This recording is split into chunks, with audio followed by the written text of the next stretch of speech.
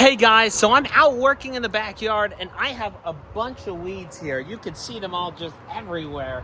And so I want to pull out that one right there, I think. So I'm going to try out this new weed puller tool that I got here. So it's got these sharp edges on both sides and then it's really sharp here, so this will just rip it up. Plus it has this kind of ergonomic handle here, which feels nice. It's got a little place to kind of put your hand so you can really get into stuff with it. So I wanted to show you guys me just kind of digging up this weed, for example, right here. Oh yeah, that just chops it up. There we go. Look, that took 2 seconds and I just ripped that thing up. Man, that was super easy. Let's try it again on something else. So I got this big, huge weed right here. So let's see what I can do about this.